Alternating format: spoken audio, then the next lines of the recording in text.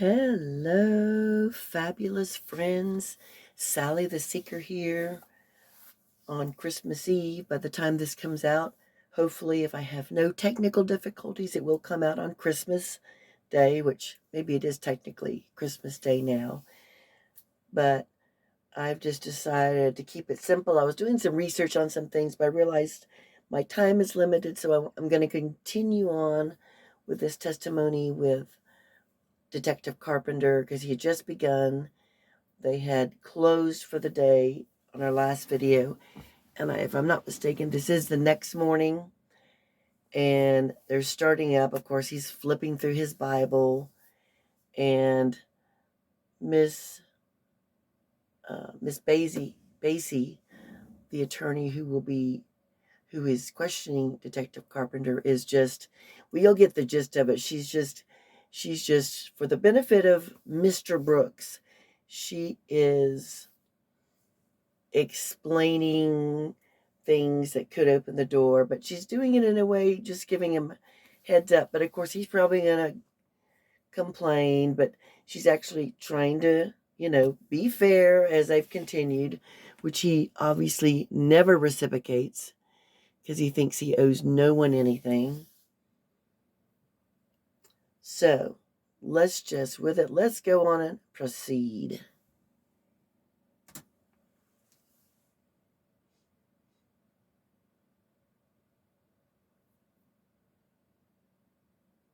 All right, good morning, everyone. I will get started. I will call State of Wisconsin versus Darrell Brooks, case number 21 CF 1848. May I have the appearances, please? Good morning, Judge Sue Upper, Leslie Basie, and Zach Woodshow appearing for the State of Wisconsin. Good morning. Good morning, sir. Please state your name for the record. I'm here as a third-party intervener in that matter, appearing as authorized representative for my client. I accept for value and return for value all of the charging instruments in this matter and make my exemption available for discharge of all obligations and charges connected with this case. I do not dispute any other facts in the charging instruments. Record should reflect that the individual known to this court as Darrell Brooks is present in person in custody in street clothing, wearing a suit and tie and a mask. For the record, today. I did not consent to being called that name. Don't start up. All right, and we still have yet to address subject matter jurisdiction. The court has addressed it for the record. So, for the record, has it been proven? You know what? Here he is asking it, and that's the very same document that that he ripped up yesterday, and I think she even makes mention of it. He just, he takes no. Again, he wants her to keep up with all of his idiot complaint forms. If this is your first time here, they are inmate communication forms, but for him, I call them idiot complaint forms because he's always going on and on about them, and it's ridiculous because she's already provided him with a copy that he ripped up. I think she will say something in reference to it. He's just delaying and trying to be as miserable as possible. Mr. Brooks, I stand by the written decision that I issued in this case last week. A second What copy written was decision are you provided. Please referring don't to? interrupt me. A second copy was provided to you. I know you saw it because you tore it up yesterday. So I'm not going to address it any further. You are mistaken and wrong about the law that it needs to be verified or proven. Are you talking about the paper I accepted in return for value? Nobody cares So what you with did. that, value in I return believe, for value? Mr. Brooks, I'm going to continue with this trial, whether you believe jurisdiction has been proven or It has not been proven for the record. And it has. So It has that Detective Carpenter was on the stand, And it needs to be proven and I per the prosecution. would like to have him brought back up unless there's any other issues the parties wish the court to address from the state. I did want to address something briefly. Go ahead. As the court knows from our short discussions yesterday, the state will be playing a couple videos of the defendants and his statements. The court had previously heard those as part of a motion hearing, and I'm not sure if I'm really getting the defendant notice or what I'm doing, but I really tried hard, and I'm pulling out snippets from this because if the court recalls, There are a lot of references that the defendant makes to prior domestics with Erica, his prior record, things that the court had previously excluded. So I'm going through and I am pulling specific time ranges from this so that nothing that was previously ruled inadmissible comes in. And I guess obviously this defendant has the absolute right to cross-examine the witness. He has the right, and we offered and we have been putting exhibits up for him. But I do want it to be noted that I would not be willing to have Mr. Brooks just say, oh, go to about the 7-minute mark, because if he even goes like 2 seconds before a clip that I had played or 2 seconds after, it could include information that was previously ruled inadmissible.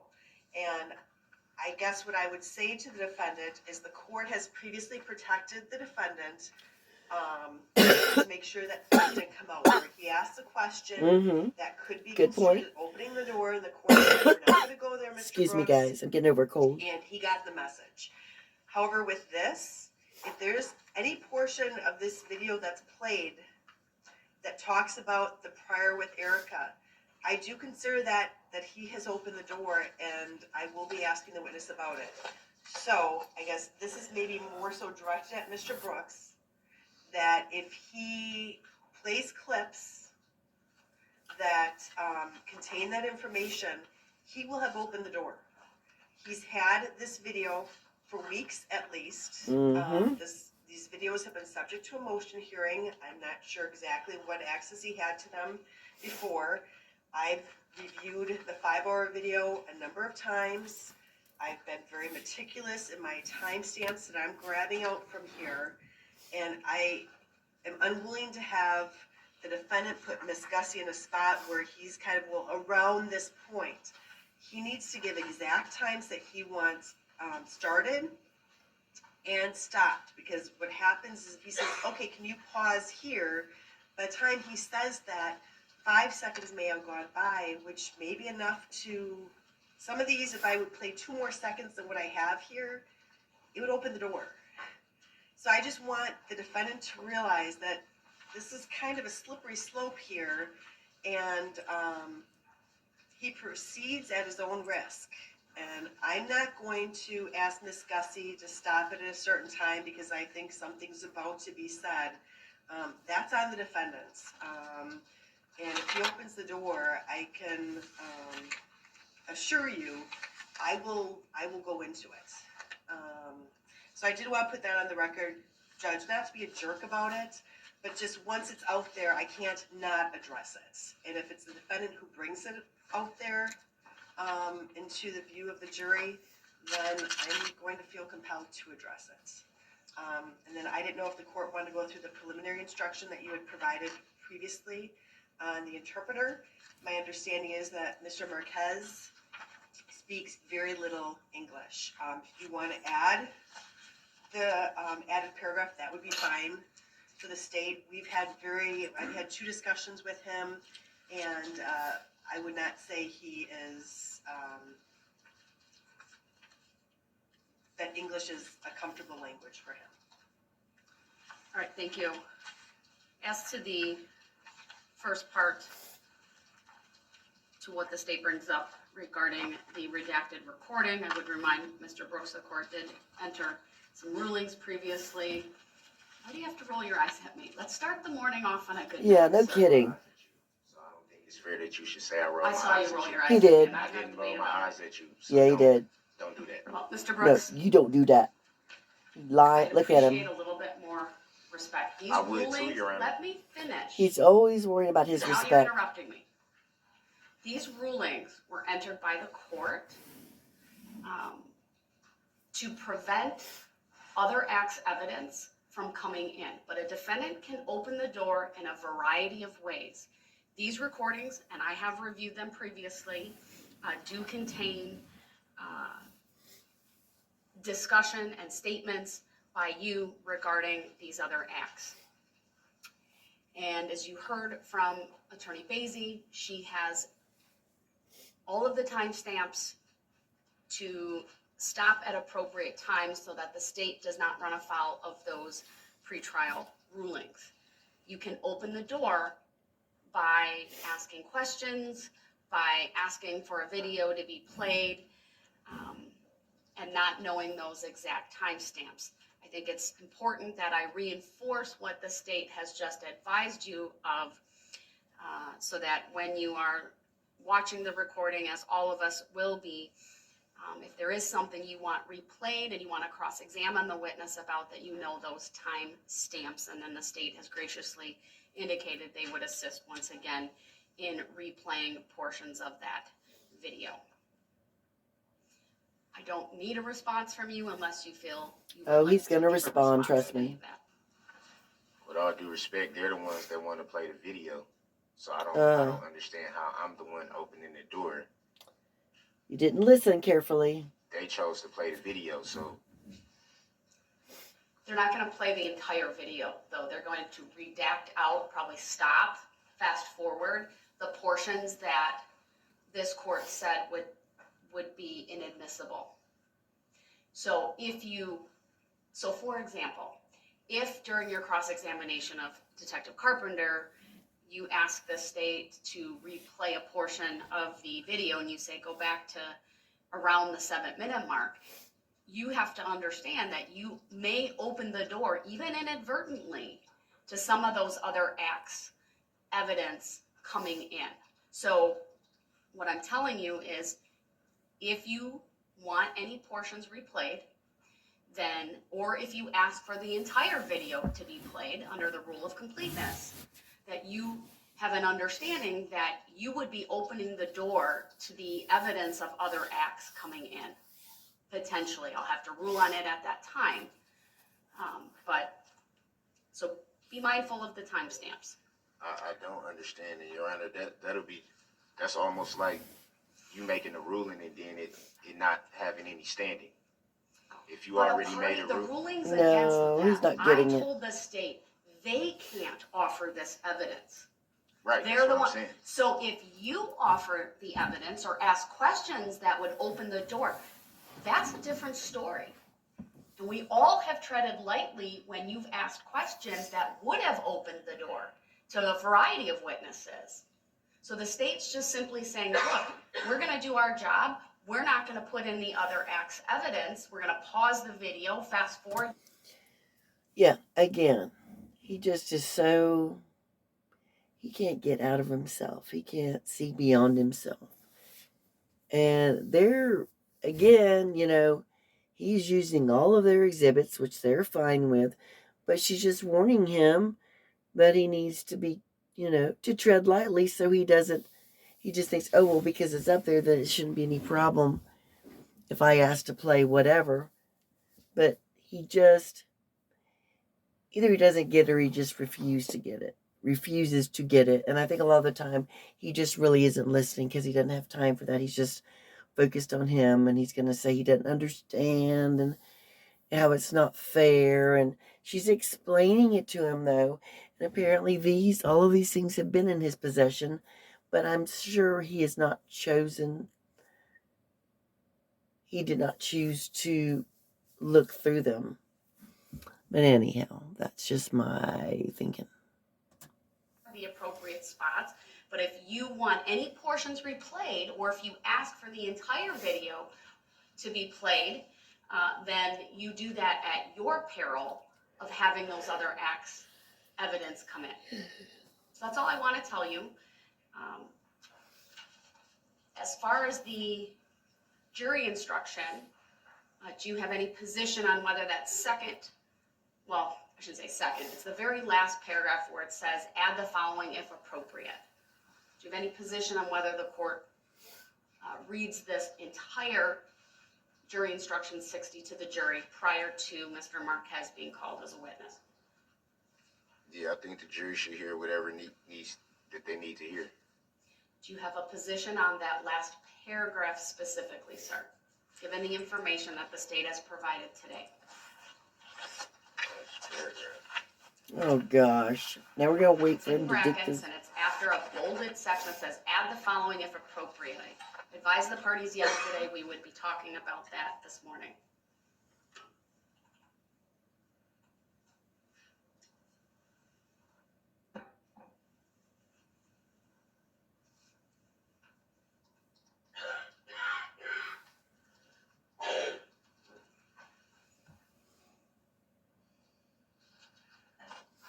I mean, it was just stated that the witness doesn't speak very good English. And so that would indicate that it would be a lot more work for the interpreter. To make That's sure. not what No. I'm asking about, sir. I'm asking whether you have a position on whether I include the very last paragraph of that. Yeah, see, he's not getting it. So what they're doing here is, and I have played Juan Marquez's testimony. I think you might remember him. He was the gentleman who was with the Catholic communities and he got injured, and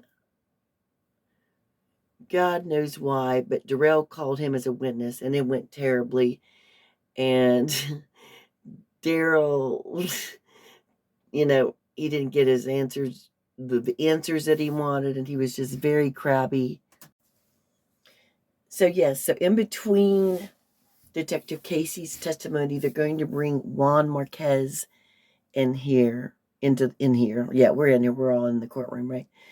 And that's one of Darrell's witnesses, even though, like I said, it makes no sense because he was struck by Brooks while driving the red SUV, and Mr. Marquez did sustain injuries on his leg. He had a few surgeries. Excuse me. But like I said, when he does Mr. Marquez's testimony, he gets irritated because Mr. Marquez doesn't answer the questions. If you have not seen that testimony, I will drop a link in the comments section of his testimony so you can go see how utterly ridiculous it was. And what a fool and an ass Brooks made of himself. But hey, isn't that what he does? So I just wanted to give you that heads up. But we will be getting back to Detective Casey here soon. We just got to get through this part and hear his moanings and grumblings. Okay, here we go. To the jury. Excuse me again, guys. Sorry.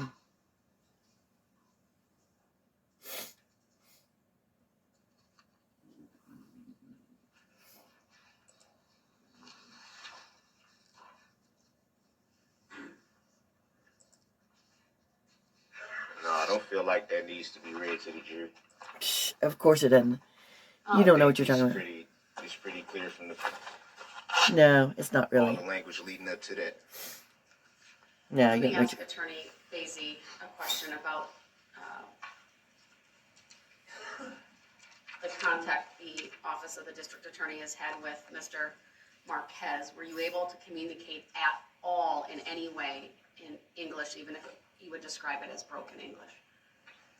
Yes, I think our last conversation, we probably said, I said something in English, he responded, and then when I said something else, I think he needed translation for that. His primary, our victim witness person, specialist assigned to the case, is bilingual and she speaks to him in Spanish. All right, given that bit of information provided by the DAs and Office of the Court regarding his ability to answer some but not most, I think it's appropriate to read the very last paragraph. Certainly doesn't hurt. It's not going to take away. So I will read the entirety of jury instruction 60. Obviously the part that says read here if appropriate comes out, and then I will print that off, and that is what I will read at the appropriate time. Did that print, Madam Clerk? Quick question on that. How do we know exactly what words the witness will be able to understand in English versus? That's not how the interpretation works. The questions are in English, they're interpreted in Spanish to the witness. The witness will answer, presumably in Spanish, and then the witness's words will be interpreted in English, and it's the English, as this instruction says, that is the evidence. I think it's a little unfair that prosecution has had conversations with the witness, and I haven't, Really? considering that it's my witness. My You have a witness? state witness list as well, I believe. So it's fair for either party to reach out, and if witnesses want to talk to either party in preparation, that's frankly fair game. See, he's. I'm sorry. It's not fair that it is my witness. Well, Mr. Marquez originally was a witness for the state. And while he is fair game for you, Darrell, sir,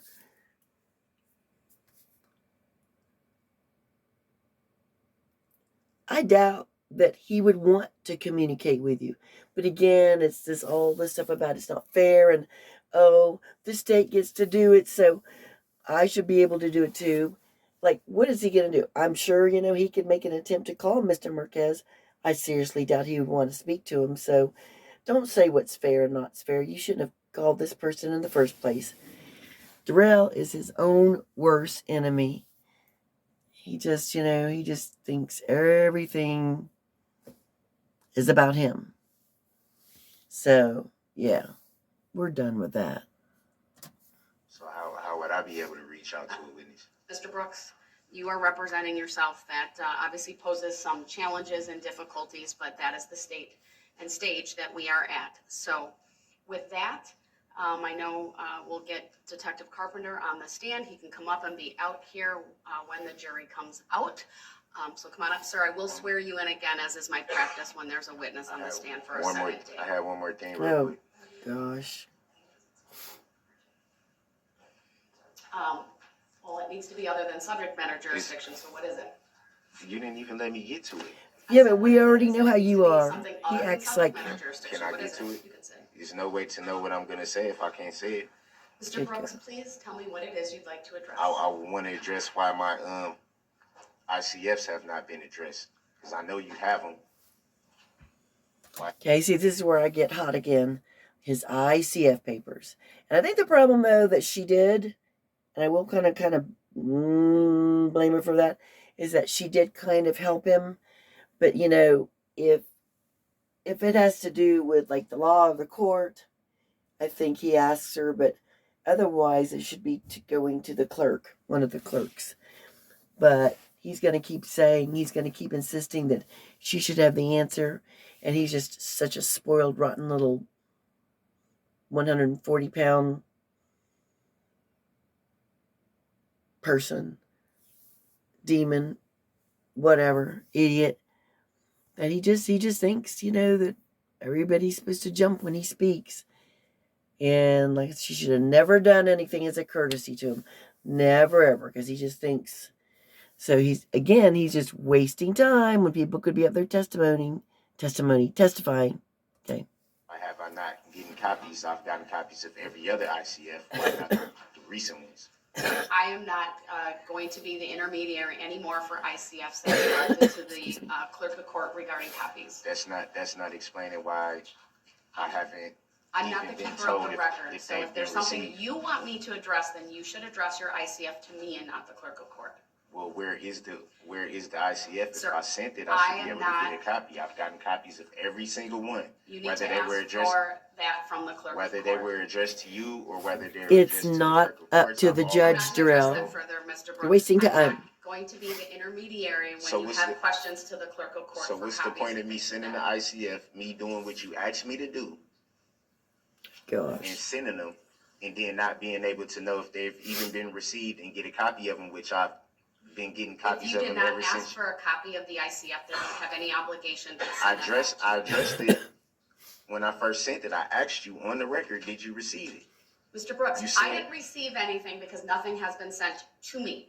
Well, so where's the if ICF? there's something that you need, then you should reach back out to the clerk of court. I shouldn't have to do but that. We're not going going to take up court time regarding an ICF. No, he's clerk of court. Again, I would. Essentially, what he's wanting to do is Judge Darrell to check on it again because he thinks he's an important attorney and that she's like his secretary or something, and she's supposed to check on the status of his papers. If he wants to know, he can contact him his own damn self. This is just a waste of time. these are the times I just wish she would nip it to the bud and say, nope, we're done. And then just keep moving on. But he wants to keep blah, blah, blah, blah. And then she's going to respond. And let's just pray this will get over soon. Advise you once again, I did this the other day, if there's something case related, it needs to be addressed to me. If it has to do with the record, it needs to go to the clerk of court. And it was. Because I am sent not to the clerk of court. But I still should be able to be told if it was received. Yes, and get a copy, but you ask the clerk of court. And I told you I would no longer be doing that, sir, because of this very issue. It so takes you saying so now time. It changes? So now it changes all of a sudden? No, it didn't change all of a sudden, sir, and you know that. So don't try to confuse the record. Does it change all of a suddenly? Because I've been getting copies of everything. All of a sudden, not all of a suddenly. This changed last week, and you know that. It shouldn't change. So no, I with don't that, know it. I'm bringing the jury out, and I'm not addressing this issue. So sir. I want the copy of my ICS that I sent. Send the request to the I don't clerk's have to send her another request. Where's the one that I just sent last week? All right, the jury is going to come out, so please be respectful. I will, but at the same time, you still have to. You say you will, but you're not.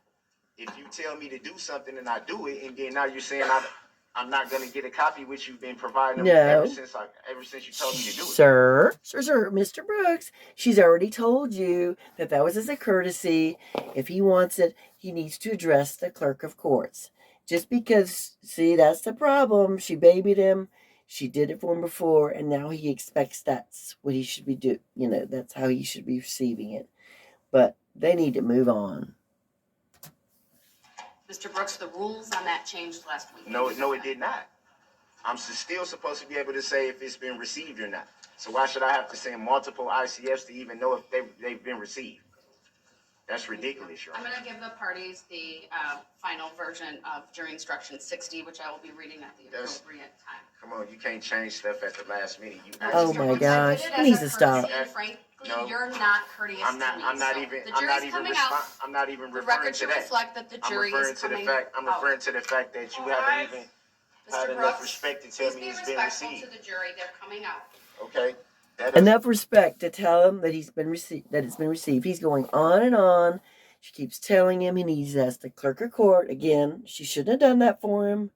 I get what she was trying to do, but see, it just turns him into more of a monster. He is so disgusting. Okay. That doesn't mean that you shouldn't be able to tell me if my ICF has been received. ICFs that you told me to submit. You told me that. Ladies and gentlemen of the jury, you will disregard the commentary by Mr. Brooks. I accept for value in return for value this document.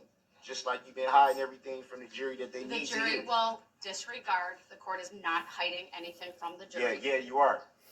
So, yeah, you Mr. Brooks, please be respectful of the jury. They're coming out. You should be respectful. You are addressing issues that are not related to evidence in this case. You asked me to do Mr. something, Brooks, I do it. Please. And then now it changes. Everyone can be seated. Thank you. This is ridiculous. Just like subject matter jurisdiction hasn't been proved. Just like you're making judicial determinations that you don't have to prove anything by law. Which is a tacit agreement. You're tacking stuff. Ladies and gentlemen of the jury, please disregard the statements currently made by Mr. Brooks. Why? Because it's true. Incorrect statements of the law. They prove that they're incorrect. Prove. In this case. Where's the proof? Where's the legal proof? And you need to disregard them. Because you don't have it. And we are going to continue with testimony, Mr. Brooks. I warn you, do not interrupt. I don't identify by that. Discussion about whether you will continue to be here. I don't consent to being called the name for the record. Detective Carpenter, please stand, as is my practice when a witness is on the stand for a second day to be sworn in again. Go ahead, Teresa. Please raise your right hand. To the jury. Do you solemnly swear that the testimony you're about to give shall be the truth, the whole truth, and nothing but the truth, so help you God? Yes. Thank you, sir. And just for the record, please state your name for day 2. Detective J. Carpenter, Jaycarpenter. All right, thank you.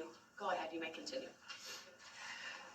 Sir, yesterday when we ended for the day, we were at the point where we were talking about you interviewing the defendant, Darrell Brooks, on November 21st, 2021 at approximately 11 o'clock p.m. Do you recall that? Objection. I don't think it's being called that name. Oh, knock it off. It is overruled. Yes, I do Grounds recall for the that. overrule. Not relevant.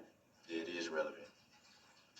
Your Honor, at this point, or I think last night, we asked for State's Exhibit 81 to be admitted into evidence, which is the defendant's statement provided to Detective Carpenter and Detective Stern on November 21st of last year. And Exhibit 81 is received, permission to publish is granted. Objection. My notes reflect that it's 25 minutes. That is correct. Let me get the exact time of it. Objection. I didn't provide any statement on the 21st. Jury will disregard the statement by Mr. Brooks. He is not testifying, therefore his statements are not evidence. And my objection should be noted for the record. Your Honor, the entire video is 25 minutes and 27 seconds. The state will be playing from 4 minutes and 25 seconds to 14 minutes and 25 seconds. Thank you. Go ahead.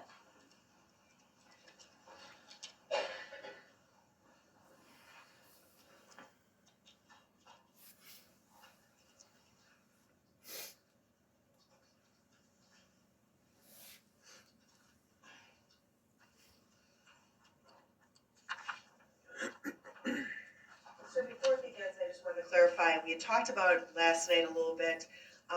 What we are hearing today is the audio interview only, correct? Objection leading. Overruled is foundational. You may ask it that way. Go ahead, you may answer, sir. Yes, that's correct. Okay, thank you.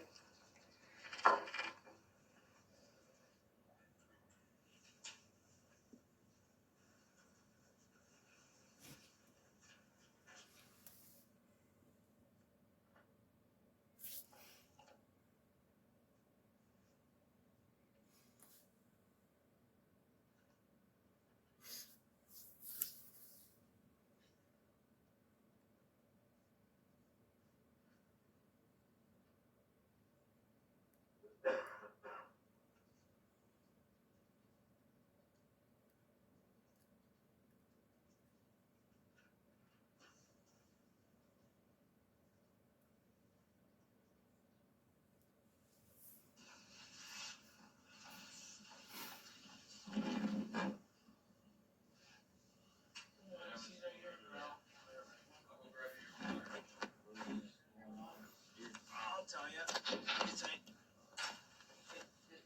Darrell? Yes, sir. Darrell. I'm Jerry Wachowski, the FBI. FBI. I'm Mary. Yep. They're just kind of helping out because we're so short-staffed tonight. So Thank you. that's all it is. How's your shoulder, right? Yeah, well, he said in 4 to 6 weeks I might have to get it because it's still something's wrong. I know. Yeah. I know. Sure. Up before or something. Nah, it was just the way they slammed me. The way they slammed him. Around, kinda Lies. like- Again, lies. It's all on camera. We know it. Boom, boom. That's.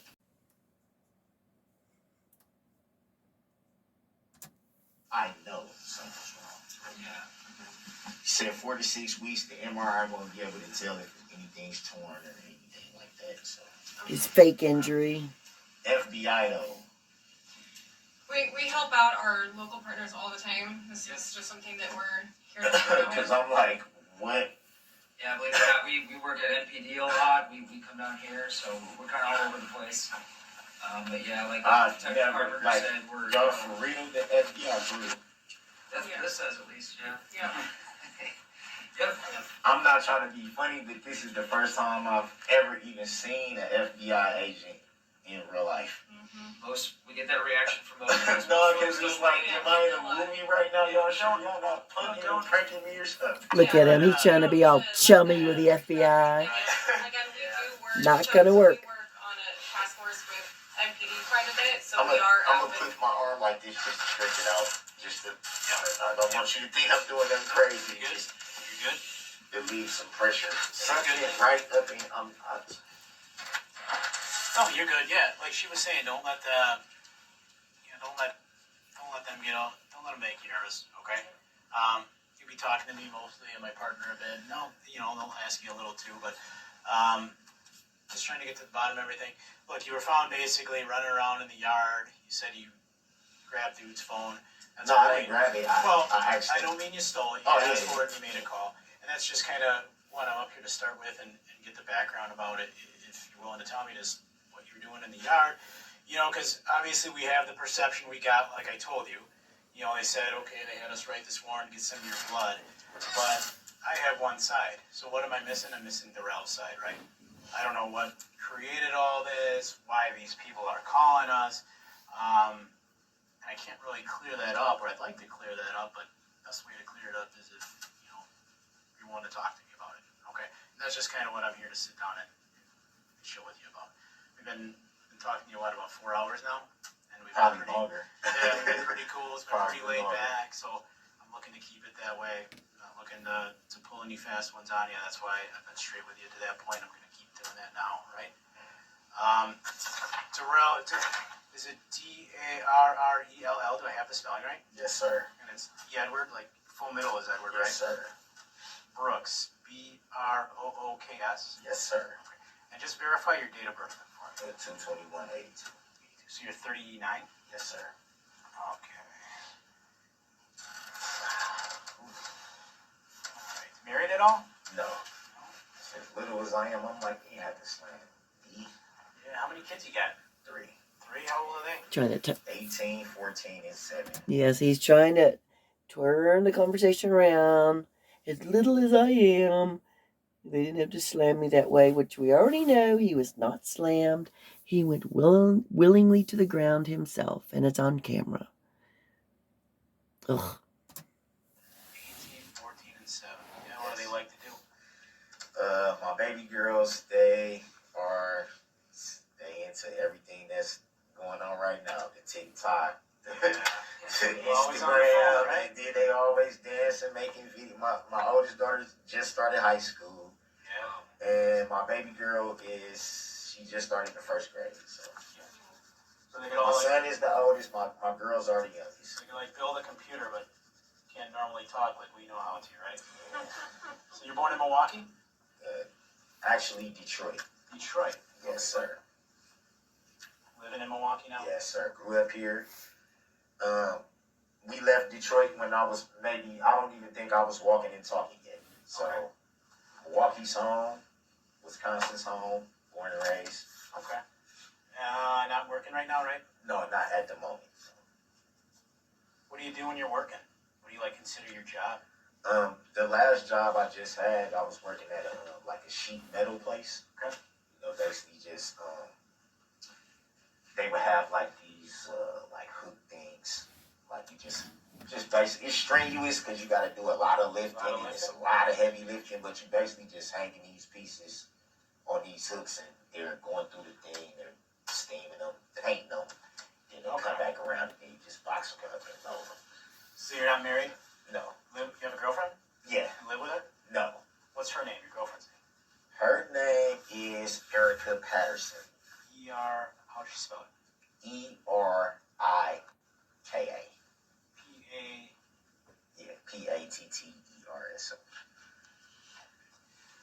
Okay, and it's 4014 North 19th Street in Milwaukee. Do I have the right address? Yes, sir. Is that an apartment or a house? It's a house. Okay. What's the zip code there? 53209. Okay. And last grade you completed in school? 12th. Grade? Okay. Graduated high school? Yes, sir. What school did you go to in Milwaukee? Riverside. Riverside? Yes, sir. Milwaukee Riverside Tigers. I see you smile. You know about Riverside, man? Not heard things. Didn't you love how? Shot button football. What's that? Didn't you love how chummy he's trying to be? Like he's on the same playing ground again. That he's equal to the police that are interrogating him. That's okay. They play along too, though. I get it. Yeah. Okay. All right. So yeah, I appreciate all the cooperation and all the dialogue we've had, to this point, Darrell. Being that you're sitting here and I had some handcuffs on you before and all that jazz, you familiar with your legal rights? Yes, Have I you ever have. had those read to you before? Yes, I have. Okay. So as you can see, they're written on this paper. So because, if I was talking to you on your couch, we wouldn't have to worry about this. But because you're here, not in your home, it's kind of a thing I got to read to you. Okay. And again, it's just something I gotta read to you before get your side, or Excuse hopefully me, get your guys. side here, and love to hear your side. I'd like to know what Darrell has to say about, okay, you know, we got some people calling us saying this, you know, he said, you made unders before? No, I wasn't driving. Someone thought you might have been. He had to get that warrant. He ended up calling a guy just to use his phone, kind of loitering around, and just, you know, how he ended up kind of being it. That's what they say. No. I was gonna say I knocked on his door to use his phone. Yep. Right, but it probably wasn't him that called because he got his phone, but someone was concerned about something. So just trying to figure out what's going on down in that neighborhood. Does that make sense? Yeah. Okay. All right, He Darrell. kind of, you know, like I said, that wasn't probably the best, but I was just like, I need to get an Uber. I have money on my Cash App card. Yep. So I'm not trying to rob anybody. Sure. I'm not trying to break it and honestly, you can tell I'm not drunk. I'm not, you know, under the influence of anything. So. Okay. All right. So it's nothing but it was. Okay. All right. In regards to these, Darrell, then, do you understand that you have the right to remain silent? Just answer everything with a yes or no. Yes, sir. And then I just write down your reply. Do you understand if you give up that right, anything you say may be used against you in court? Yes, sir. Do you understand you have the right to consult with an attorney and have an attorney present during any questioning? Yes, sir. Do you understand if you cannot afford an attorney, one will be provided to you by the court? Yes, sir. Understanding the above rights, Darrell, are you willing to speak with me, us, primarily me? I'm the one that's doing most of the talking, probably. I just want to know a little bit more about what's going on. Just a little bit. You know what's going on. You know what you did. I just know that, you know, you're down in this neighborhood, someone called, you know, they didn't know what you were doing down there, and things like that. So I got limited from their side, but I'm looking to see, you know, what you have to say about it. I'm looking to see, you know, maybe the caller was just on some BS down there. You know, I don't know. But I can't really show the court that if I don't have, you know, if I haven't talked to you. So that's why I'm here, just to kind of see what you got to say about it, get your side of it. You know, running around a neighborhood's not the end of the world. It's not a huge deal. Right. You know? Right. Unfortunately, I wouldn't have had to do that if I made better decisions with women. Yeah. But not gonna point the finger. Sure. I'm a grown man. I make my own decisions. So. Yeah, not very good ones though. I just didn't think. Hell. You willing to speak with me, Darrell? Not right now.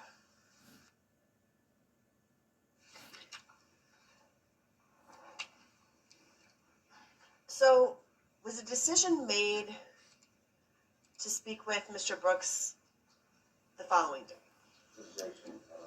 Being called to name, leading the witness. The objections are overruled. The witness may answer. Yes, ma'am, it was. Now, when you spoke with the defendant on the 21st, what did you have some general information as to casualties from the fray?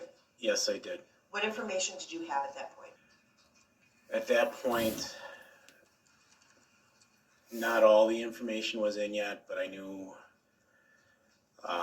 as I stated in previous testimony, our emergency department was very full. I knew there were significant injuries to many people. I knew some were deceased. I did not know the exact number at that time.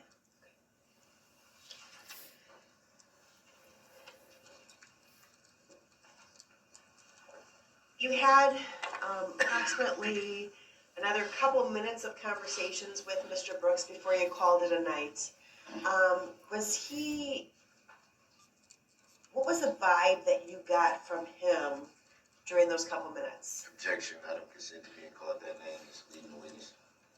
The objection's overruled. You may answer. I would say friendly. I think when you heard the clip there,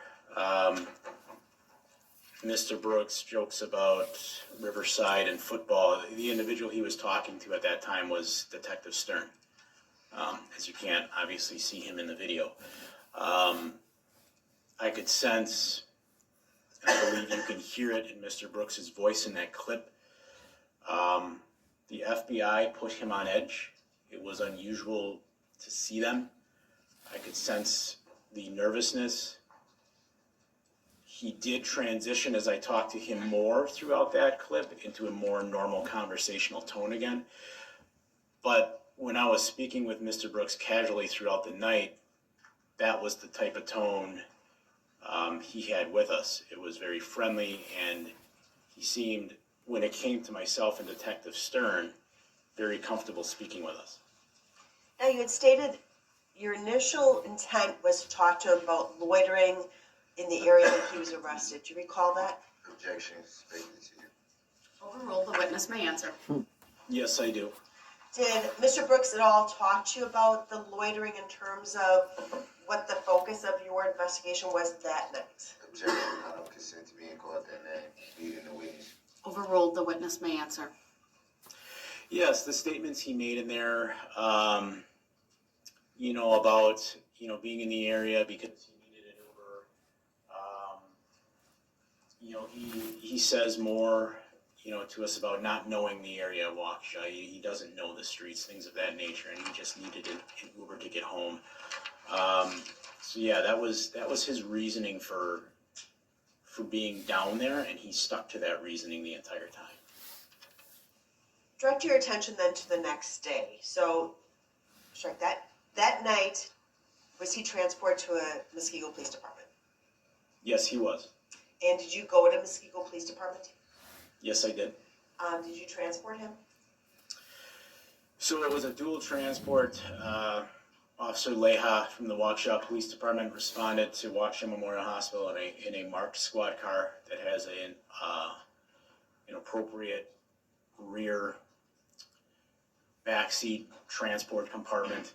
Mr. Brooks was placed in that car, and myself and Detective Stern followed in a separate car. So once you get to City of Muskego Police Department, did you do anything there? Objection, leading. Oops, excuse me, I mean to bump that. Not the first night.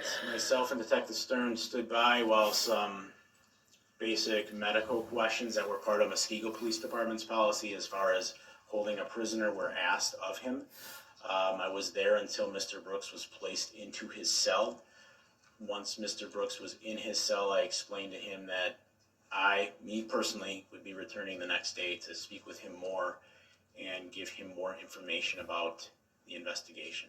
Did Officer Leha end up staying at the Muskego Police Department with the defendant? Objection, statement to you. Overruled. Yes, he did. Why was that? Objection, leading. Overruled. That was Muskego's request, being Mr. Brooks was, because of the transition and we did not have our own municipal lockup facility, we requested to use Muskego Police Departments and they allowed it. But being Mr. Brooks was technically in our custody, they requested that one of our officers stay there to do the monitoring and the jail checks. So did you return to the City of Muskego Police Department the next day, November 22nd, to speak with Mr. Brooks again?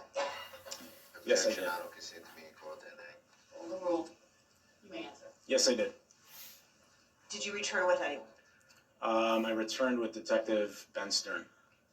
Now, what was the plan for this interview? You had said the previous day the intent was to kind of start very low, just looking at loitering. Did you have a plan going into the interview on the 22nd? Objection, leading. Overruled. I did. What was that plan?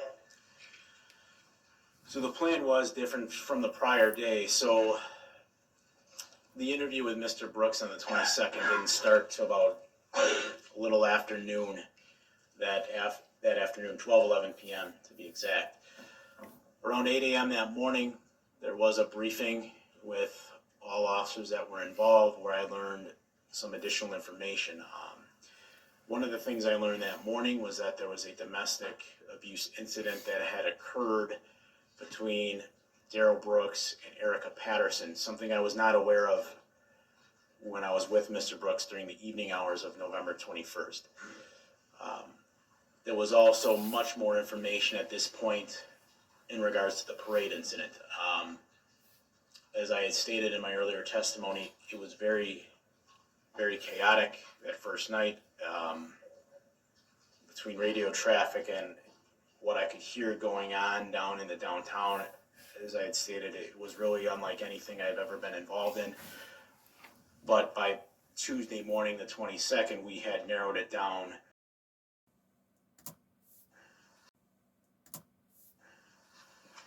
to basically just Mr. Brooks, that there were not 4 people in this car, we were looking at 1 man. So he was now a suspect in the domestic abuse and driving in the parade. So I chose to begin the interview on the less serious matter, that being the battery charge that he was looking at with Erica Patterson. Now, you said Tuesday the 22nd.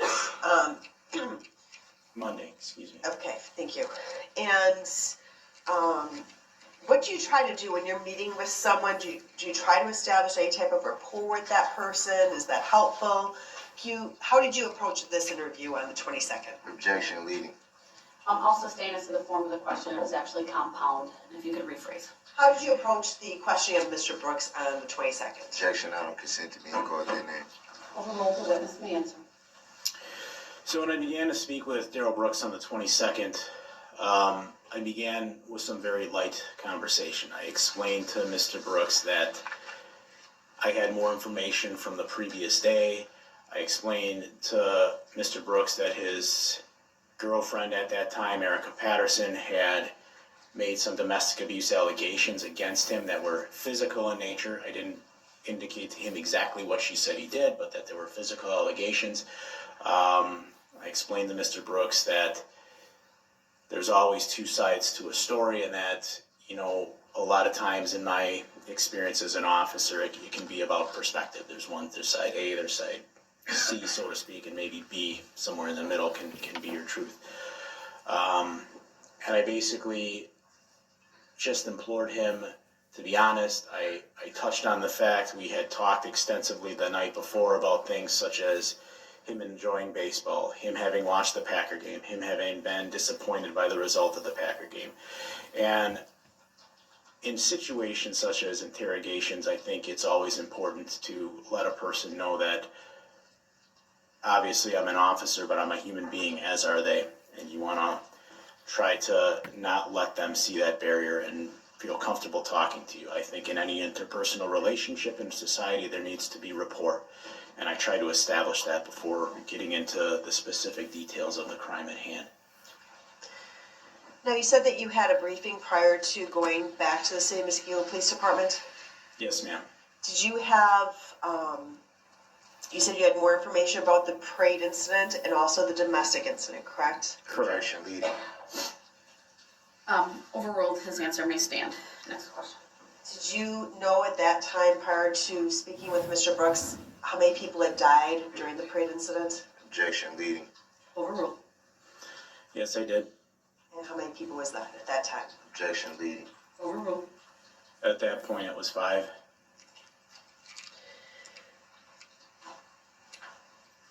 So, did you confirm, again, personal information for the defendant before starting the interview? Yes, I did. Did you read the Miranda form like you did the night before? Yes, I did. I'm going to show you what's been marked as State's Exhibit 174.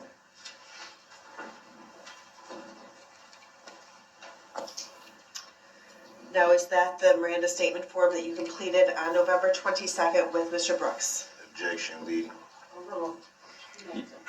Yes, it is. And what time was that completed? 12:11 p.m. What exhibit is that? 174. 174? 174.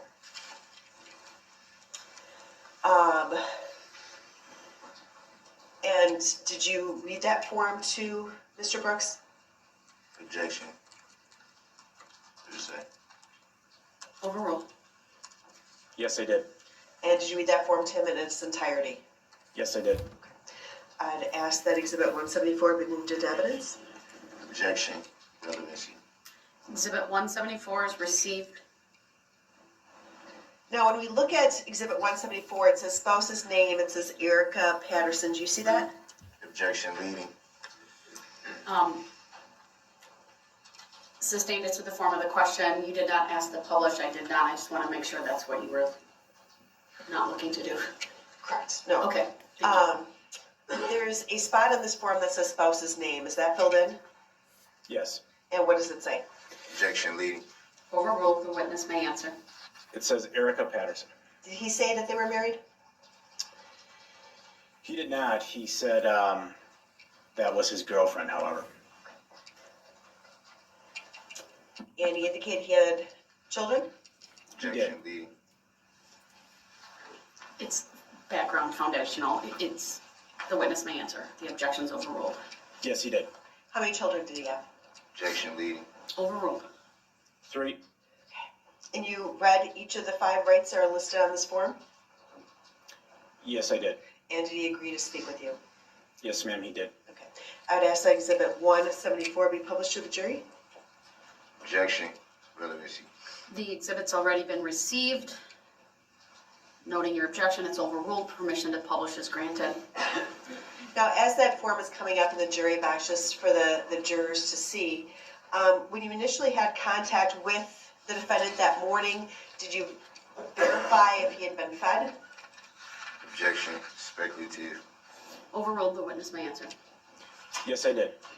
And had he been fed dinner the night before, breakfast that morning, lunch that afternoon? Objection. Hearsay.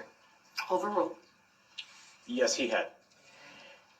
And was he complaining about any physical injuries? Objection. Hearsay. Overruled.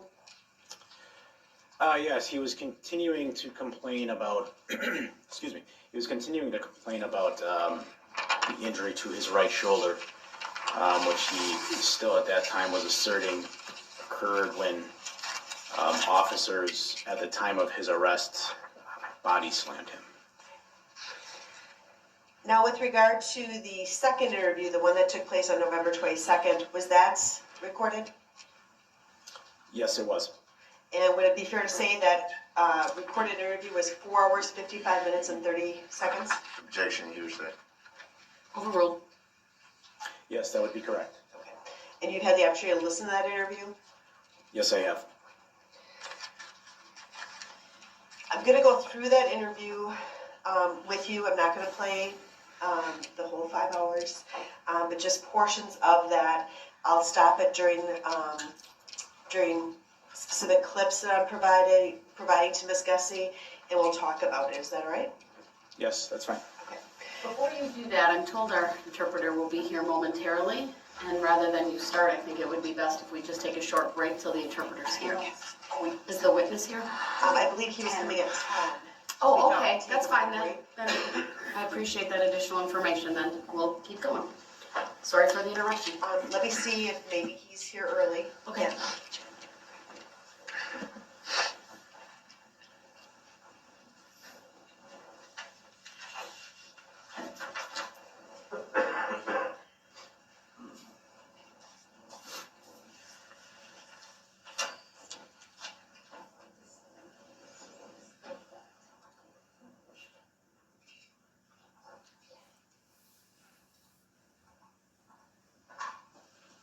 He's not here yet. Okay, then we will keep going and just let me know when the witness gets here.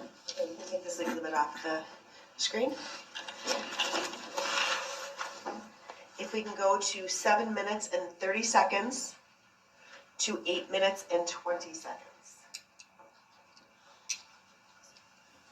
To 8.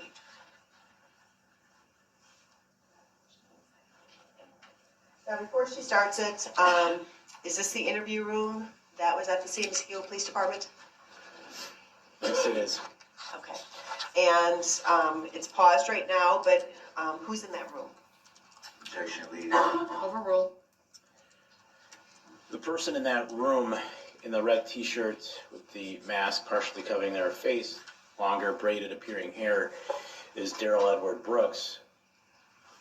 The same individual sitting to my left in this suit, jacket, shorter hair, and surgical mask. Okay. And the other 2 people depicted here? The person, as you would look to the screen to the left, is myself, and on the right is Detective Ben Stern. So again, going to 7 minutes and 30 seconds.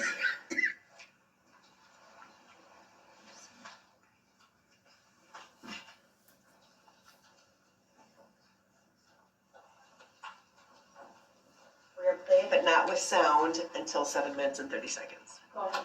Okay. So it now is at 7 minutes and 30 seconds. If we can play until 8 minutes and 20 seconds. Hang the metal pieces on the little machine thing that comes around. They take them. The pieces go through like this little steamer type machine thing, and then they paint it, and then they come back around and we just take them off the hook and just put them in the box, load them up, put them back on the truck. It was 4 on, 3 off, so that was more ideal because that's a great schedule. I mostly have my children the back half of the week. Sure. But since all this, I've been having them every day. So it's like, How old are your kids? my son is grown. My oldest daughter is 14, and my youngest daughter is 7. You said your oldest son's grown. How old is he? He's 18. They all live with you then in Milwaukee? Well, my son doesn't. Your son doesn't? My son doesn't. Okay. All right. So initially, what were you speaking with Mr. Brooks about when he was describing doing something with metal? Objection leading, and I do not consent to being called that name. Overruled as to both objections. The witness may answer. Just about work, he was, Mr. Brooks was explaining a job he had had prior. He indicated he was laid off due to the pandemic. So it was just general conversation about his work history. And he talked about his kids. Do you recall that? Yes. And his 2 youngest kids, who did he say they lived with? Objection leading. Overruled. The witness Objection may answer. relevancy. Mr. Brooks was indicating they were living with him. However, the investigation showed that not to be the case. Of the 2 daughters, one lives down in Georgia in the Atlanta area and the other lives in Iowa. Thank you. Now directing your attention to 14 minutes and 15 seconds into the interview, and I'd be playing that until 15 minutes and 48 seconds into the interview. It is currently at 14 minutes and 15 seconds. Can I have those timestamps again, please? Sure, 14 minutes and 15 seconds beginning to 15 minutes and 48 seconds. Thank you. I'd ask that be played at this time. Go ahead. I'm not on your college set. I gotta read it, okay? And I know you've heard it before, so you kind of understand that. Yes, sir. Okay. Do you have any questions before I start for me? Only thing I want to know is, what in the heck am I being charged with anything? Well, she's making some, like I said, alleged allegations against you, kind of, for being physical. So that's what, if that's BS, that's what I'm looking to hear from you. Okay? Total BS. You know what I'm saying? And that's kind of, we couldn't track her down, so that's kind of where we're at.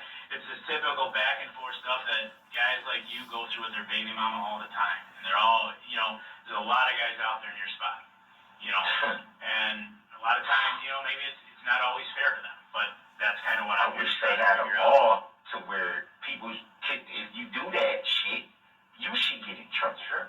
Yeah. Like, why? You shouldn't be able to just be like, oh, I'm pissed off, so I'm going to call and do this. Like, why would you put me in that situation and then we're going to end up being together anyway?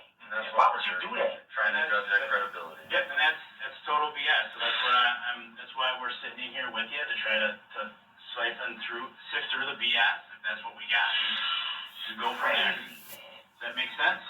Yeah. All right. Girl, man. I said this last night too, didn't I? She gets drunk and remember I kept saying that she fucking acts a fool and I'm the one that pays for it. Yep. Can you tell the jury a little bit about this clip? Overruled.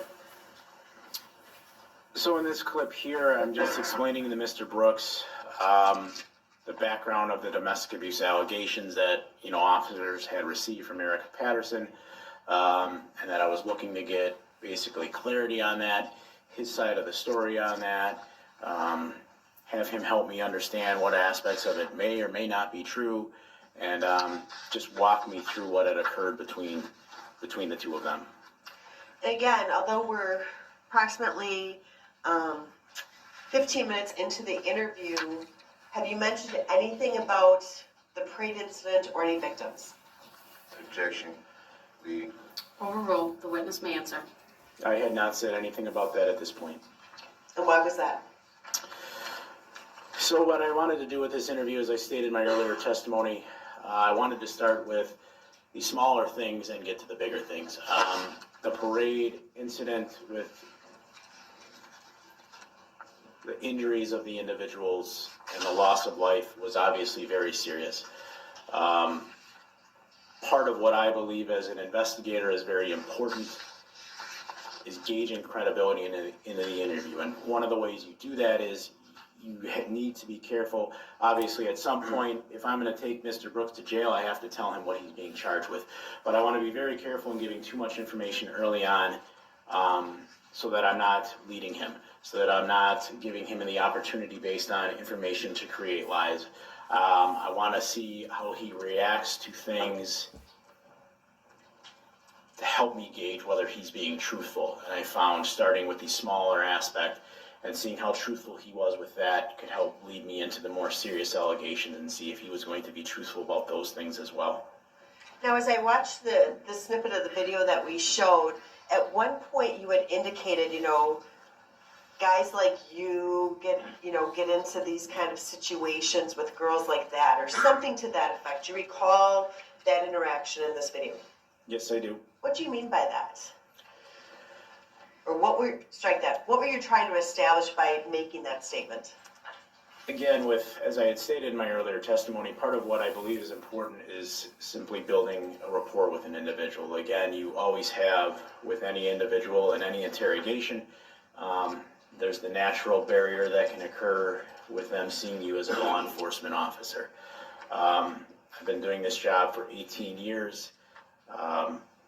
That was not intended on any way on my part to suggest to Mr. Brooks that everything his girlfriend was saying was a lie.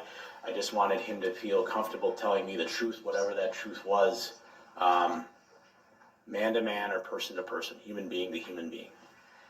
Lying. Directing your attention Can you say to something?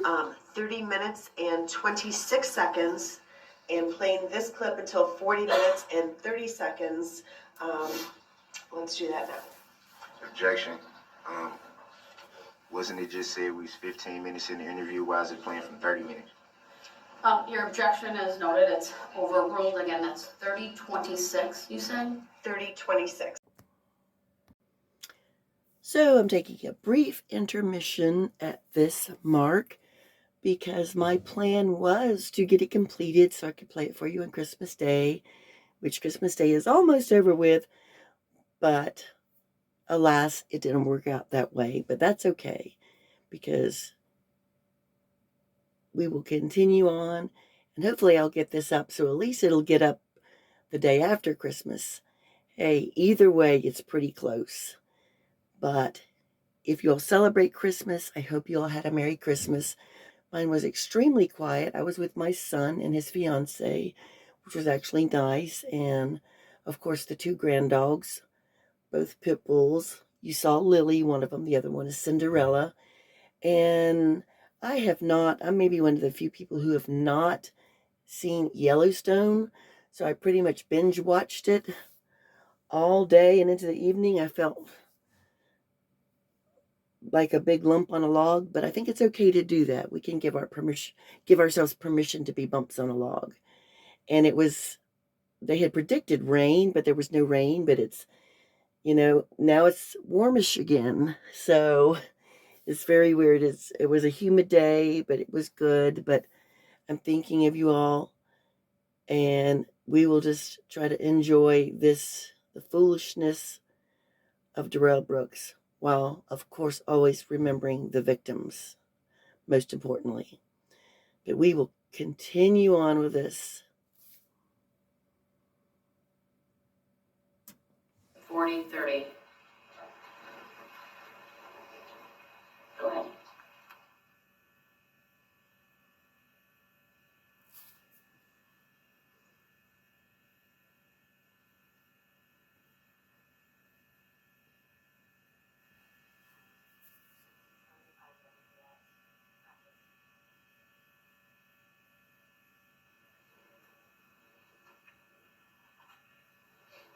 Now, what brought you to Waukesha yesterday? How did you get out here? I was meeting up with a friend to watch the Packer game. Okay. That's the only reason why I was was out here. Where did you go to watch the game? To a friend named Stephanie. Her house, a bar, or A house. Yeah, I don't mean to make you uncomfortable or anything, but what's the address there? What's she I living have on? no idea about Waukesha. I don't know the street. What was it near? I know you had to see something near it. So what was it near? Like a gas station? Have you been to the house before? No. Never before? No. What's Stephanie's last name? I have no idea. I have no idea. When did you guys set this up? Maybe a couple days ago. Okay. Like I said, I have a few friends. I have a few friends in Milwaukee that have people out here, so Okay. it's not, I don't, like I said last night, I don't know the streets in Waukesha. It's not where I usually hang out at, so I couldn't say, well, this street, and this, you know, I couldn't. All right. Stephanie, like a friend of yours, or like a friend of a friend? A friend of a friend, mutual friend. And what she She's her just last like, name was? I have no idea. How long have you known her? That was my first time meeting her. So, So how did you get the number to know the house to go to? He's so full of a crap. friend. A friend. So how did you get to her house? My friend. I went with my friend. Okay, who's that? My friend, I don't really want to say his name. I don't know if that's going to incriminate him in anything. So. Okay, so let's go with this. How did you come? I know you saw Erica yesterday in Waukesha because we talked to her. Now I don't know everything that went on, and I'm not saying I believe everything she told the other officers. How did you come to meet with her in Waukesha? One, and two. You say you don't know Waukesha, but where did you meet her? A gas station, a park? I know you met her. Where did you meet her? What happened yesterday? Yeah, Because if this is BS, like you say, and I know you met her, what happened? I met What her happened when you met her? Where did you meet her? Let's start with that. by a gas station. Okay. I don't know what I was supposed to be getting some money from her. How did? Okay. Just wanted to point out, you notice right now, because it was his right shoulder that was hurting, and he's using both arms now. So when he forgets, he obviously, we all already know by now, even though he keeps claiming it, that he was not slammed to the ground. Several people have testified. We saw the video, most of us did. And he went to the ground on his own with no assistance from anyone. So it's all BS. And this Stephanie, I mean, I want to find Stephanie and the friend. And so I just wanted to point that out. But y'all probably already knew that. But let's go ahead and listen to more of his bullshit. For what? It was the rest of my money that she had of mine that she was holding for me. Okay, how His much? money. It was supposed to be $350. Okay. And why did she have it? Why was she holding Well, it? she had been holding it for me for a few weeks now. But like I said, I hadn't seen her. She had seen Right. my What was mom. she holding? Why did she have it? Why was she holding it for you? She was just holding it for me because I told her to hold it for me. But it didn't have anything to do with, this was weeks ago. She had been holding the money.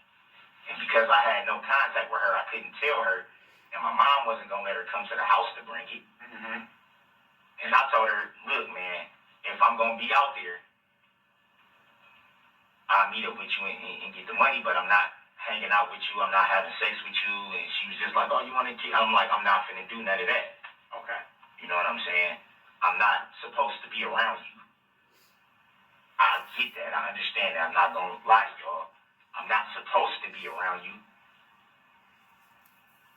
I love you to death, man. You're my baby mama. I'm not going to, you know what I'm saying? It wasn't supposed to be like a hangout thing. I told her, I'm like, I'm out here.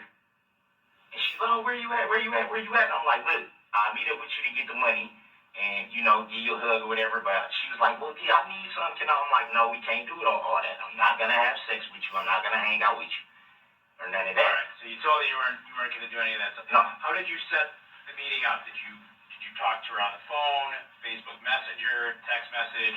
Because I talked to her. I don't think she said anything about that. So just, I mean, if she's BS, how did you Yeah, because this is what she does. If Well, she hold on can't- one second. Hold on, one thing at a time. How did you set the meeting with her? How do I verify? That's what I'm saying. If she can't get in touch with me, that's what she'll do. She'll go to social medias and do all this and try to talk to people and all this and that. I got in contact with her through a mutual friend that we both know. And I was like, okay, tell her I'm out in Waukesha or whatever, and I'll meet up with her to get the money. And then she put us on the call. And she was just like, where you at? Yeah. And she was just like, where you at? I'm like, look, I don't know where I'm at.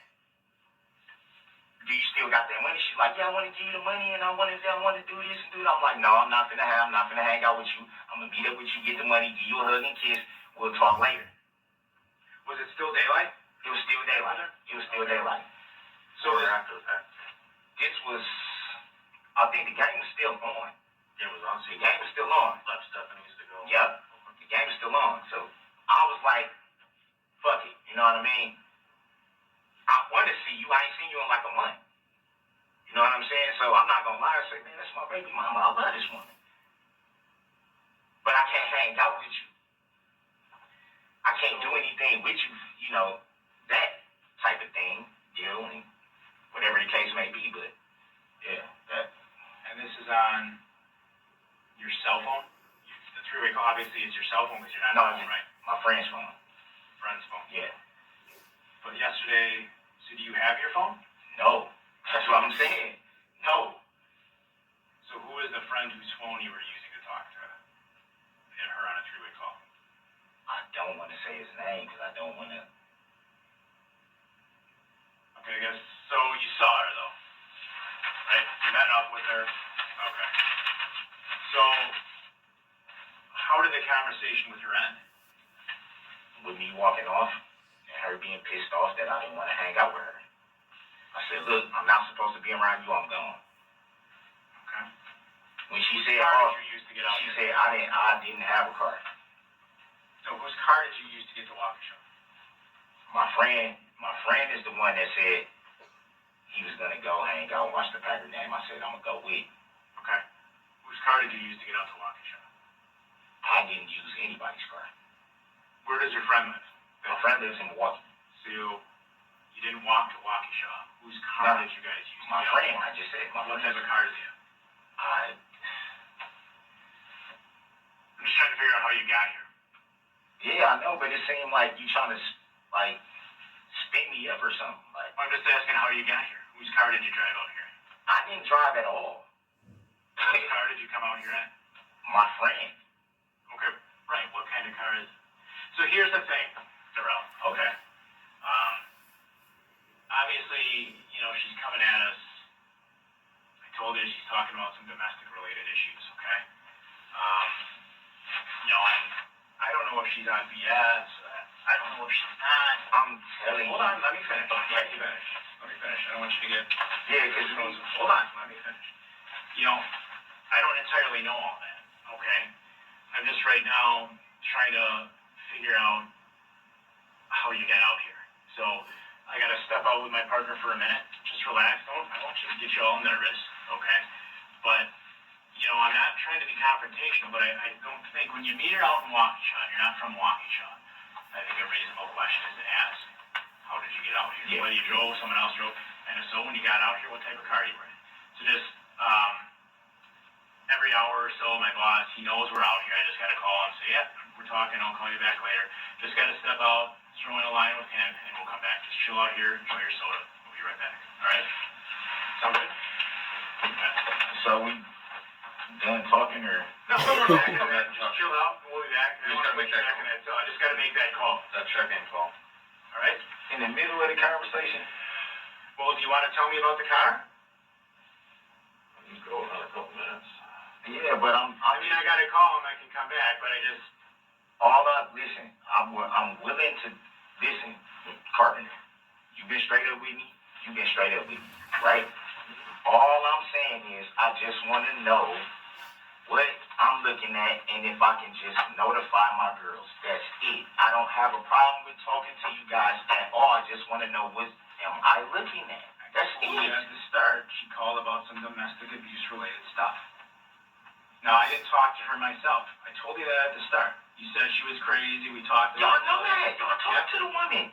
No, I didn't. I didn't. Oh, Other I officers. apologize. You talk. Other officers that we listened to the interview. Slow down, Darrell. Did she look beat up? Did she look like, dude? Darrell. Like, come on now, man. Slow down, dude. All right? We can't explain it to you if you keep talking over us. You know what I'm saying? All right? Typical Darrell. I didn't talk to her. I didn't see her. Okay? Now, Okay, with regard to that clip, sir, we have a lot of talk about her, meaning her. Who is her? Objection leading. Overruled. The her in this case is Erica Patterson. So did you have some conversations with Mr. Brooks before this clip about his relationship with Ms. Patterson? Objection leading. I do consent to being called that name. The objections are overruled. The witness may answer. Yes, I did. Now, at the end of this video, not the end of the video, but the end of this clip, again, he is saying, what am I looking at? Do you recall him saying that in this video? Objection leading. Overruled. Yes, I do. Was this a theme throughout this 5-hour video? Objection leading. Overruled. The witness may answer. Yes, it was. Did he... You had stated initially when he came into the room, he had complained about some shoulder pain? Yes, he did.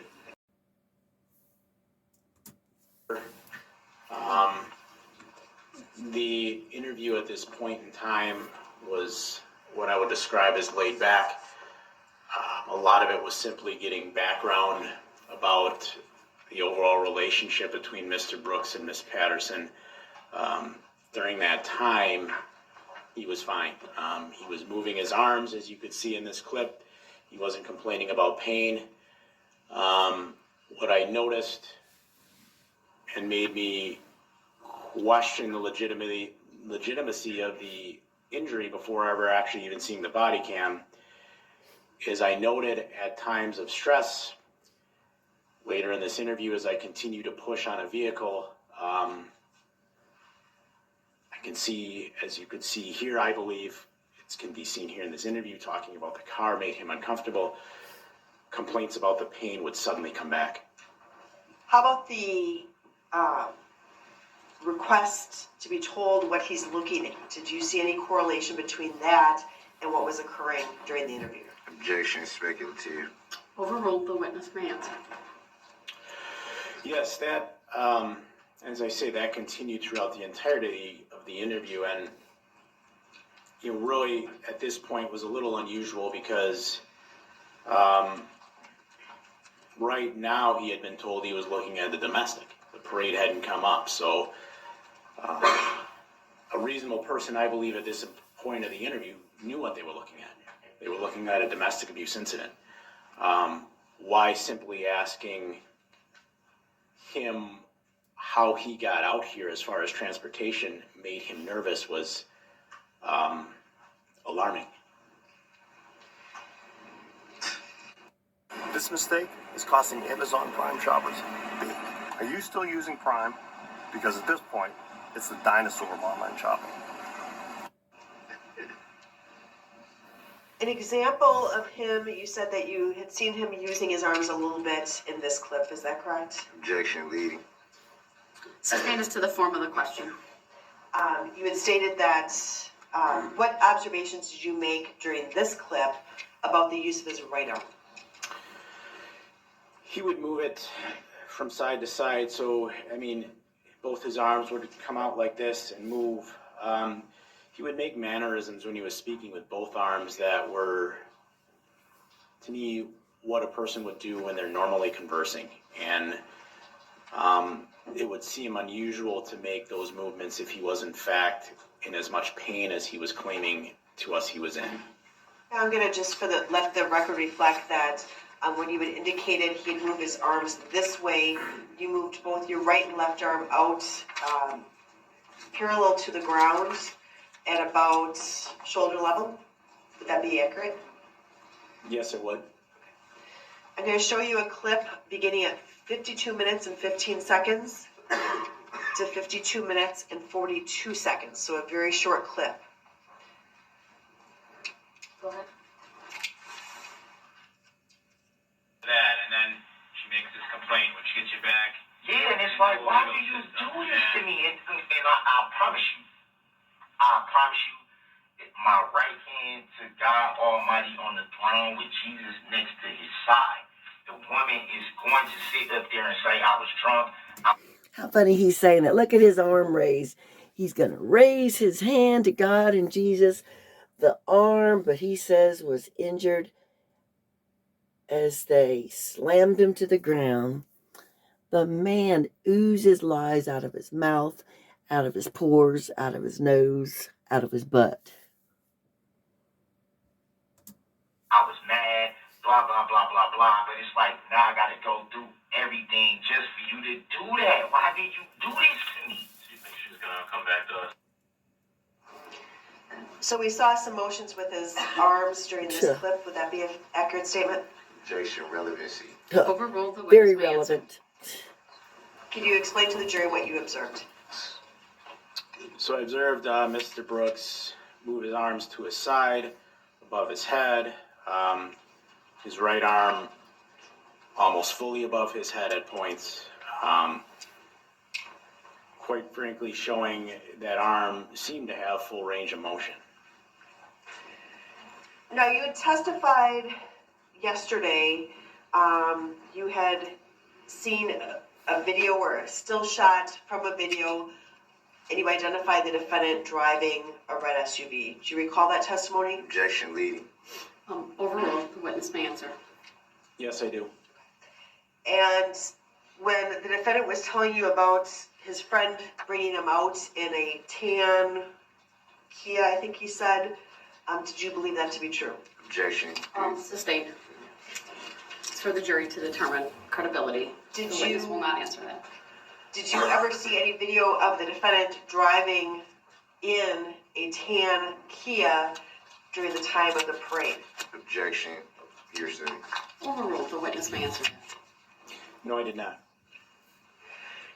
Directing the video to 1 hour, 4 minutes, 30 seconds, and playing until 1 hour, 18 minutes, and 2 seconds. Before we go to this clip, I know we have the witness, I've been told, and the interpreter available. So I would like to put further testimony and watching of these clips on hold. We do need to take a witness out of order in order to accommodate the interpreter that the court has arranged for. So, Detective Carpenter, you may be excused momentarily.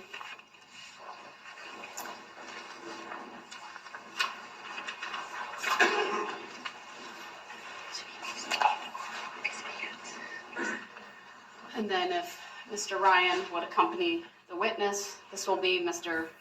Juan Marquez being called by Mr. Brooks. Yeah, Jen, can we? Sorry about that.